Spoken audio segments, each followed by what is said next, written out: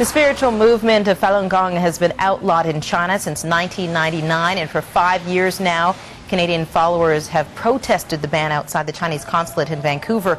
They are trying to raise awareness about how Falun Gong practitioners in China are treated. According to recent allegations, China is harvesting organs from Falun Gong prisoners. It's in a new report to be released today by former MP David Kilgour and human rights lawyer David Matus. For more details, we go to Ottawa, where David Kilgour joins us. Good morning to you, sir. Good morning, Marcy. You say this harvesting is happening, and it's happening on a large scale. Yes, it tragically is. We can't give you an estimate as to the numbers, but in our report we will indicate that about 40,000 organ transplants are not explained, and a lot of them others are explained by the fact that executed prisoners have their organs taken from them, and we can come up with a rough estimate on that. But since '99, there are more than 40,000 organs that we don't know where they came from, and in our report we conclude that probably most, if not all of them, came from Falun Gong prisoners. Tell us specifically what you think is going on here, because we're not, in a lot of these cases, talking about just one organ. In a lot of these cases, we're talking several.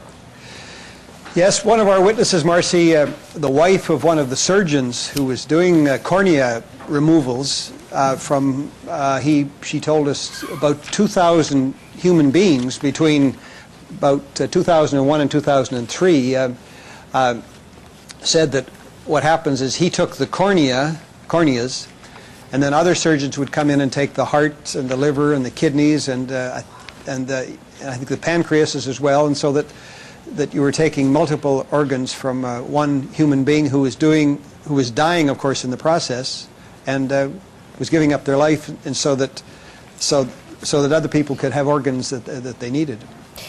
As I understand it, Mr. Kilgour, there are actually websites that solicit foreigners who need transplants. And as I've read, basically these organs, if they are to be given by Falun Gong practitioners, are advertised that way because Falun Gong practitioners practice clean living. So they don't drink, they don't smoke. And so this is actually an advertising method. Yes, hideously. Marcy, yes, you're right about the websites that say we can get you a kidney in a week or two, and if the first one doesn't work, one of the sites says we'll get you another one within a week.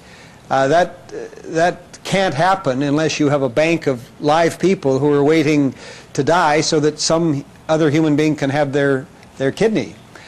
We've got conversations recorded between some of these hospitals and prisons, and even in one case a court, where they talk about we'll go out and choose people, Falun Gong practitioners, as you said, and we'll provide you their whatever organ fits, provided, of course, that it's medically feasible in terms of blood types and that sort of thing. Can you explain just a little bit to our viewers, Mr. Kilgour, what Falun Gong is and why you think China is targeting them? Falun Gong it's not Chinese yoga. It's partly that, but as far as I can determine, and I'm certainly not an expert on it, it has a Buddhist and a Confucius and a religious aspect to it. It's the person who developed it in the 90s, Mr. Lee, who has now been expelled from the country, definitely has a religious component to it as well. But why their government is so enraged with them, in fact has declared war on them, I think comes down to the fact that in the mid-90s their membership grew to the point where even the government of China estimated that they had 60 million practitioners. That's more than there were members of the Chinese Communist Party.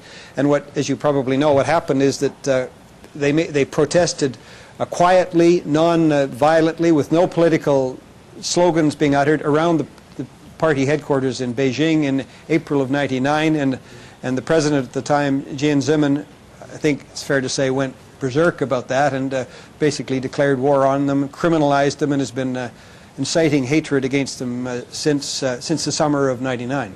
Just quickly, we've got seconds left, Mr. Kilgour, but can you tell us what you think should be done? Well, the practice should stop immediately. There are a whole number of things that Canada should do as a leader in the world. We should stop allowing, for example, Chinese doctors to come over here to have training in transplant technologies until these things are proven to have stopped. We should do a whole lot of things to make it clear to China that this is unacceptable in a world that's supposed to believe that all human beings are important. David Kilgore, thank you so much for this. Pleasure.